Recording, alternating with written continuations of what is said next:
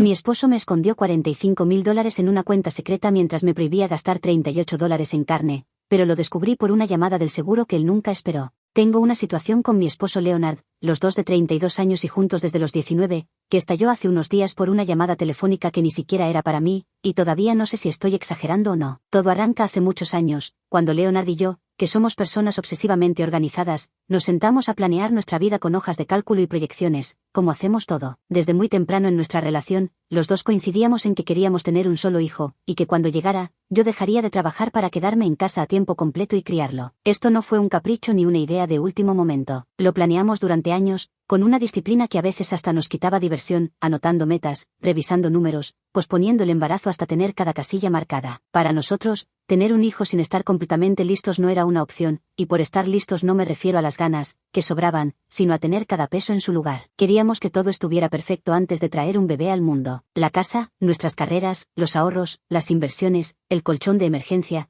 todo tenía que estar en su lugar antes de dar el paso. Y había una razón muy concreta, muy dolorosa, detrás de que la opción de la guardería estuviera completamente descartada para nosotros. Leonard tuvo un hermano menor que murió siendo un bebé de apenas 5 meses, por una negligencia de una trabajadora en una guardería, hace ya varios años. No voy a entrar en los detalles porque no me corresponde y porque es una herida que no es mía, pero basta decir que para Leonard la sola idea de dejar a un hijo nuestro en manos de una guardería es algo que lo destroza por dentro. Yo entendí eso desde el primer día, lo respeté siempre, y por eso el plan de que yo me quedara en casa no era negociable para ninguno de los dos. Era la forma en que protegíamos a nuestro futuro hijo de un miedo que para él era de carne y hueso. Durante años nos sacrificamos para que ese plan fuera posible. Vacaciones que no tomamos, autos que no cambiamos, salidas a las que dijimos que no, todo en nombre de ese futuro que estábamos construyendo ladrillo por ladrillo. Yo trabajé sin parar, ascendí en mi carrera, aporté cada cheque al fondo común sin quejarme, porque sabía que cada sacrificio nos acercaba al día en que podría quedarme en casa con nuestro bebé sin preocupaciones. Leonard hacía lo mismo, o eso creía yo. Los dos remábamos en la misma dirección, o eso creía yo. Y déjenme decirles que el plan funcionó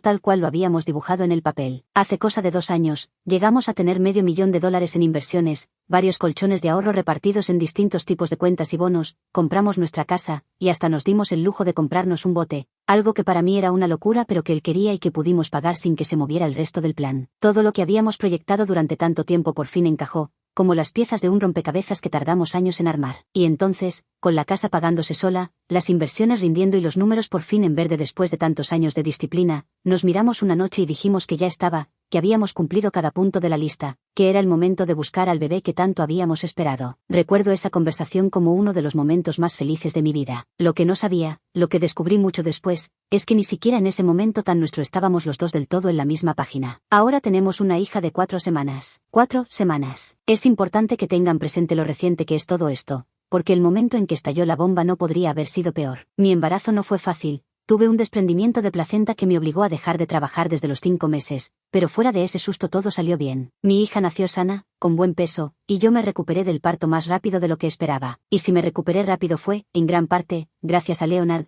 que durante esas primeras semanas hizo muchísimo más de lo que le tocaba. Se levantaba de noche, se encargaba de la casa, me cuidaba a mí y a la bebé, todo mientras seguía trabajando a tiempo completo. Por eso, cuando todo se vino abajo, una parte de mí no sabía si tenía derecho a estar tan furiosa, si no estaría siendo dramática, si no serían las hormonas o algo del posparto nublándome el juicio. Esa duda es justamente la que me trae hasta acá. El día que todo cambió fue una tarde común y corriente. Yo estaba en casa con la bebé cuando sonó el teléfono. Era una llamada de la Oficina Estatal de Salud, esa que se encarga de los seguros médicos. El día anterior yo había llamado para averiguar las opciones de cobertura para la bebé, y les había dado toda nuestra información, los números de seguridad social, las fechas de nacimiento, todo lo que pedían, y quedé esperando a que ellos cruzaran los datos de ingresos y bienes para ver si la bebé calificaba para algún seguro estatal según lo que ganábamos. Era un trámite, nada más, o eso creía yo. La señora del otro lado de la línea me dijo, con total amabilidad y sin saber el incendio que estaba a punto de provocar, que no calificábamos para el seguro estatal porque mi esposo ganaba demasiado, y que tendríamos que agregar a la bebé a nuestro seguro privado. Hasta ahí, ningún problema. La verdad es que yo ya me lo esperaba, sabía que Leonard ganaba bien y que probablemente no entraríamos en el programa estatal. Le iba a agradecer y a colgar. Pero entonces, de pasada, como un dato más del expediente, la señora mencionó la cifra exacta. Me dijo que mi esposo estaba ganando $10.920 al mes en bruto, y que el tope para calificar al seguro estatal era de 7.830 brutos mensuales. Y ahí se me detuvo el mundo por un segundo, porque desde hacía meses, Leonard me venía diciendo que ganaba alrededor de $6.000 al mes después de impuestos. Esa era la cifra con la que manejábamos nuestro presupuesto,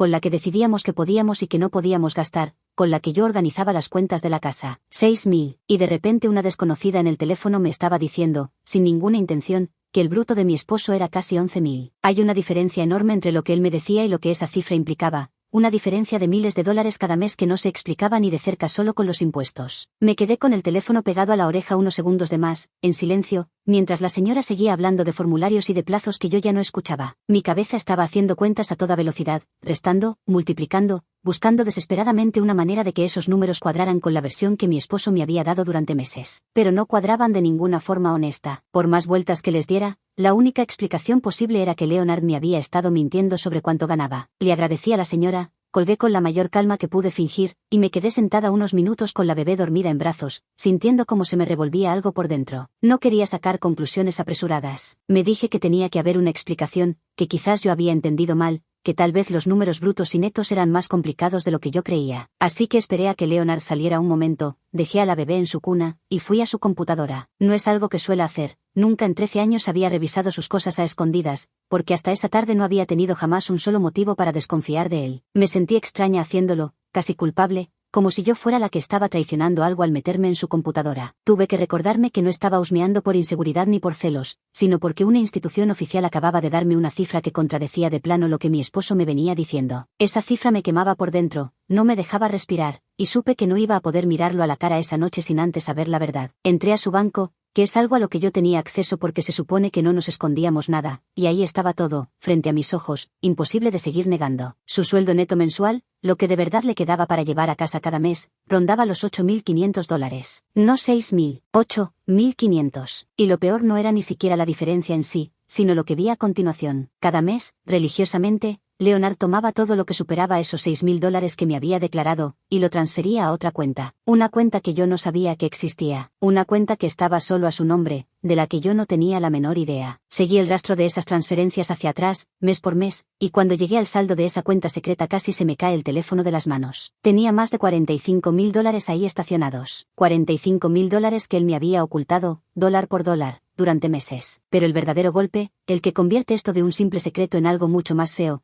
estaba en el detalle de a quién pertenecía el dinero que sí gastábamos. Durante todos estos años, cada centavo que yo gané, antes de dejar de trabajar, se fue siempre a nuestra cuenta conjunta. Toda mi vida laboral, todo mi esfuerzo, fue directo a un pozo común que los dos usábamos, que él usa a diario para sus cosas. Yo nunca aparté un solo dólar para mí, nunca tuve una cuenta secreta, nunca se me ocurrió que necesitara protegerme de mi propio esposo. Mientras tanto, él tomaba lo que ganaba de más, lo escondía en una cuenta privada para tener algo solo suyo, y al mismo tiempo gastaba con total libertad el dinero que yo había aportado al fondo común. Me estaba usando mi dinero mientras blindaba el suyo. Esa es la imagen que no me puedo sacar de la cabeza. Cuando Leonard volvió, lo confronté. No le grité, no le tiré la computadora por la cabeza, aunque ganas no me faltaron. Le mostré lo que había encontrado y le pregunté qué era todo eso. Y se quebró. Se puso a llorar casi de inmediato, y entre lágrimas me dijo que solo quería tener algo que fuera únicamente suyo. Eso fue todo lo que se le ocurrió, que quería algo propio. Como si nuestro matrimonio fuera una cárcel de la que necesitaba esconder un botín secreto, como si yo alguna vez le hubiera negado el derecho a tener sus cosas. Le pregunté, ya con la voz temblándome, desde cuando me venía mintiendo con la cifra de su sueldo, y no supo darme una fecha, lo cual me dijo todo. Le pregunté si en algún momento había pensado contármelo, y bajó la mirada. Le quería creer que no era con mala intención, que había algo más humano y menos cruel detrás de ese impulso de guardar dinero a escondidas, y honestamente creo que lo hay,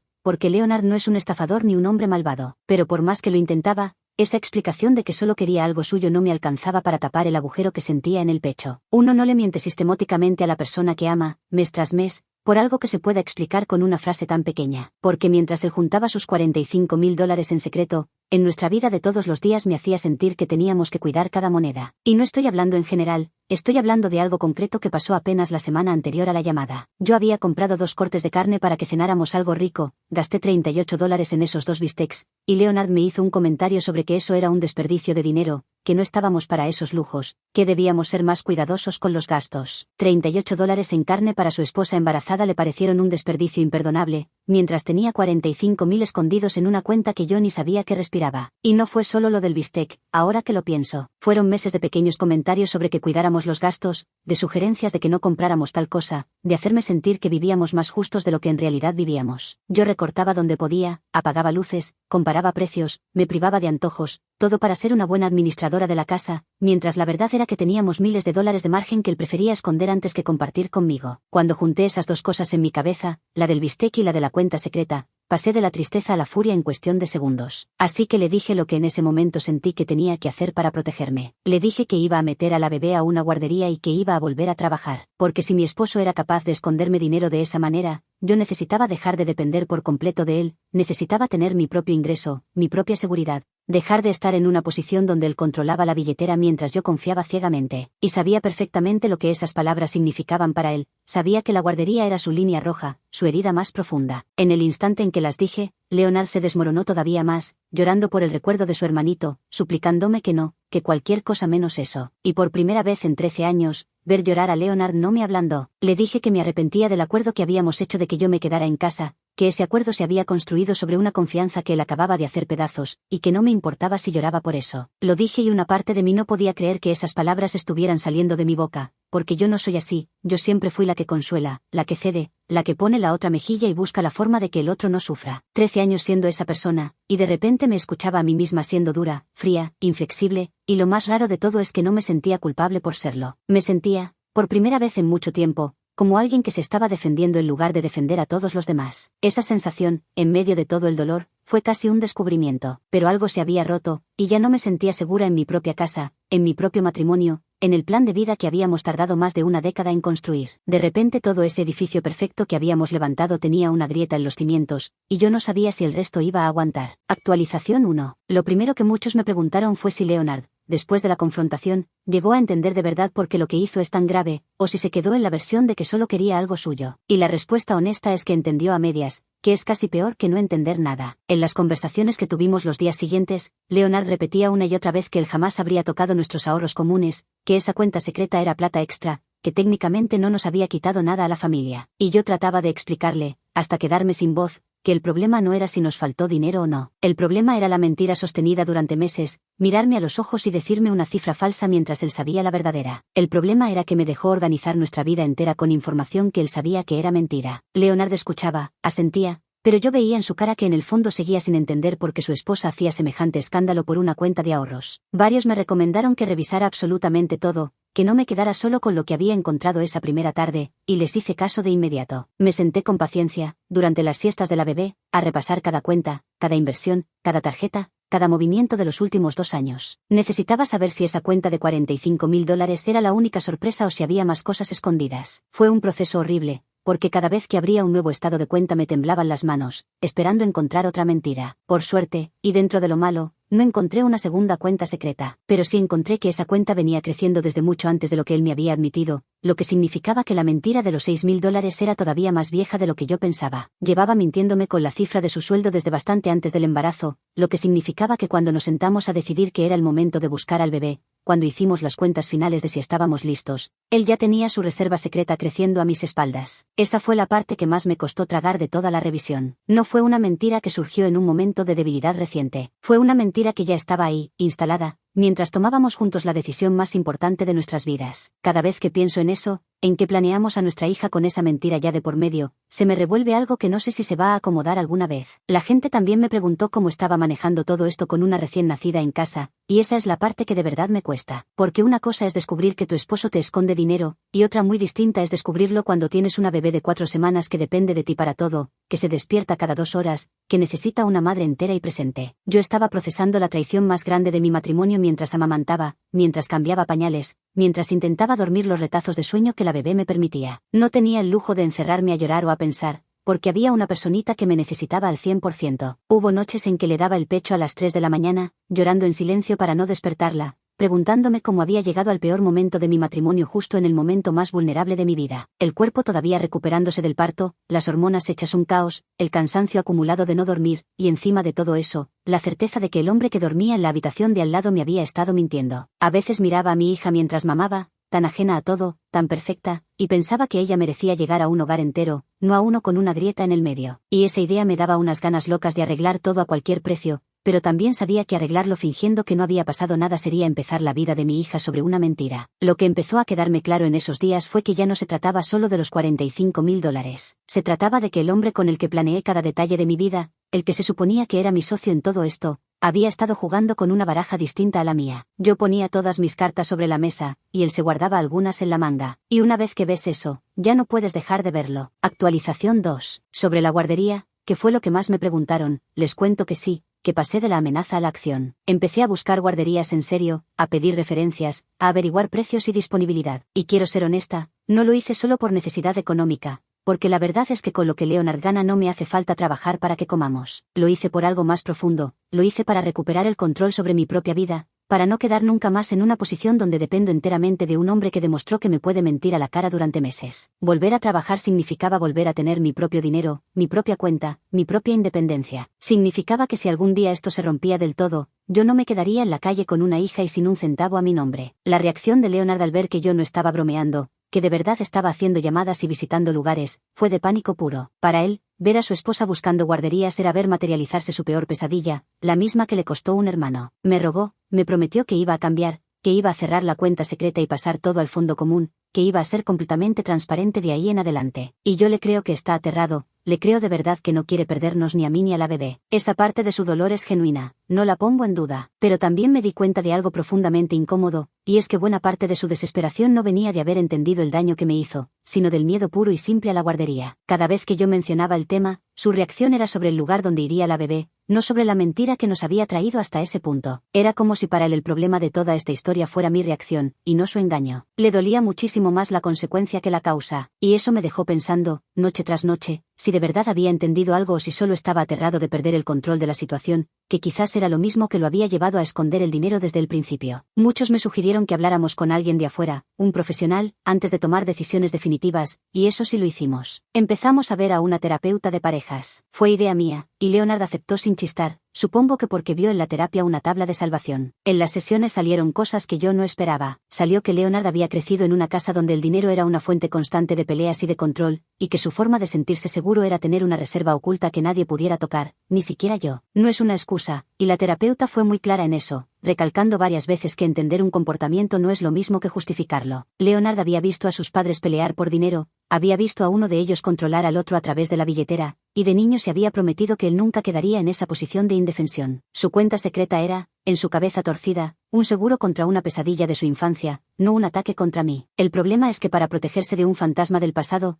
terminó convirtiéndome a mí en la amenaza de la que se escondía, cuando yo nunca le di un solo motivo para temerme. Entender de dónde venía el impulso no me quita la herida, ni me devuelve la confianza, pero al menos me ayudó a no sentir que había estado casada con un completo desconocido durante 13 años. Seguía siendo Leonard, solo que un Leonard con una grieta que yo no conocía. Y ahí, en la terapia, me empezó a rondar una pregunta que no me había atrevido a formular. Si Leonard necesitaba en secreto una reserva que fuera solo suya, una red de seguridad escondida de mí, entonces, ¿cuánto de nuestro plan de vida compartido había sido de verdad compartido? Porque un plan compartido se construye sobre la base de que los dos están igual de adentro, igual de comprometidos, igual de expuestos. Y resulta que mientras yo me lanzaba al vacío entregando todo, dejando mi carrera, poniendo cada peso en común, él se guardaba un paracaídas que yo no sabía que tenía. Eso no es estar igual de adentro. Eso es un socio que firma el contrato con los dedos cruzados detrás de la espalda. Actualización 3. Han pasado varias semanas desde aquella tarde de la llamada, y vengo a contar cómo está la situación ahora que el polvo empezó, muy lentamente, a asentarse. No les voy a vender un final de cuento, porque no lo tengo. Lo que tengo es algo más complicado y más real. Leonard hizo algunas cosas concretas, no solo lloró y prometió. Cerró la cuenta secreta y movió los $45,000 al fondo común, y me dio acceso total a absolutamente todo, hasta a cuentas que yo ni sabía que importaban. Sigue yendo a terapia, incluso a sesiones individuales aparte de las de pareja,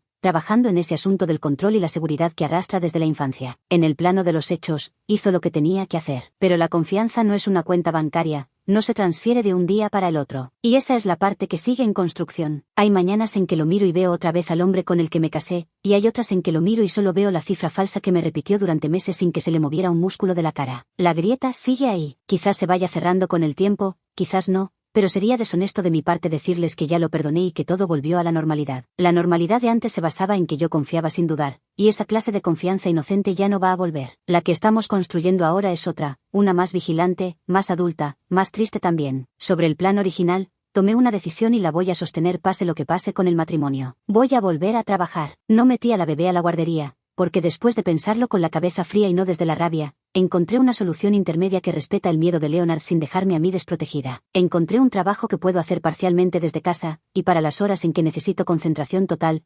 contratamos a una niñera de confianza, con referencias revisadas 1000 veces, que cuida a la bebé acá, en nuestro hogar, bajo nuestro techo y nuestras reglas. Leonard pudo aceptar eso, porque no es dejar a la bebé en un lugar extraño, y yo conseguí lo que de verdad necesitaba, que es mi independencia económica de vuelta. El plan de quedarme en casa a tiempo completo, ese que armamos durante años, ya no existe. Lo enterramos junto con la confianza ciega, y curiosamente, esta versión nueva, donde yo tengo mi propio ingreso, me hace sentir mucho más segura que el plan perfecto de antes. Llego a la pregunta que estuvo rondando esta historia entera, la que nadie me hizo directamente pero que yo me hice 1000 veces de madrugada. ¿Qué me dolió más? ¿Que me escondiera el dinero, o que usara el mío mientras escondía el suyo? Y me senté de verdad a pensarlo, porque sentía que tenía que elegir una de las dos cosas. Pero la respuesta no es una sola, y entenderlo fue lo que me dio algo de paz. Lo del dinero escondido me dolió como mentira, como ruptura de un pacto. Pero lo de usar el mío mientras blindaba el suyo me dolió de otra forma, más honda, porque eso ya no era solo mentir, era una desigualdad de fondo. Era tratarme como una contribuyente al proyecto común mientras él se reservaba el derecho a un proyecto propio y secreto. Una cosa hirió mi confianza, la otra hirió mi dignidad. Y resulta que esas dos heridas viven en lugares distintos y duelen a horas distintas, y ninguna de las dos pesa más que la otra, simplemente pesan diferente. Lo que sí tengo claro, porque es la única certeza firme que me quedó de todo este desastre, es que nunca más voy a poner mi seguridad financiera enteramente en manos de otra persona, por más que la ame, por más años que llevemos juntos, por más perfecto que se vea el plan en el papel. Confiar en alguien con tu vida está bien, es parte de amar, pero confiar en alguien con tu seguridad al punto de no tener nada propio, de no tener una salida, de quedar a merced de su honestidad, eso aprendí que no lo vuelvo a hacer. No porque crea que Leonard me va a volver a mentir, sino porque descubrí, de la peor manera, que la confianza ciega es un lujo que solo te puedes dar hasta que alguien te demuestra por qué no deberías. Mi hija va a crecer viendo a una madre que tiene su propio dinero, su propio trabajo y su propia voz, una mujer que no depende de la honestidad de nadie para sentirse a salvo. Si algo bueno sale de todo este dolor, de esta grieta que apareció en el peor momento posible, va a ser exactamente eso, la lección que mi hija va a aprender sin que yo tenga que decírsela, solo con verme vivir. Quizás Leonard y yo lo logremos, quizás reconstruyamos algo nuevo sobre los escombros del plan viejo, quizás no, pero sea cual sea el final, ya no va a depender de que yo me quede esperando, indefensa, a ver qué decide hacer él con la verdad. Yo me quedo de pie, con mi independencia de vuelta, y lo demás lo iremos viendo día a día, pero ya no desde la indefensión, sino desde un lugar donde, pase lo que pase, yo voy a estar bien.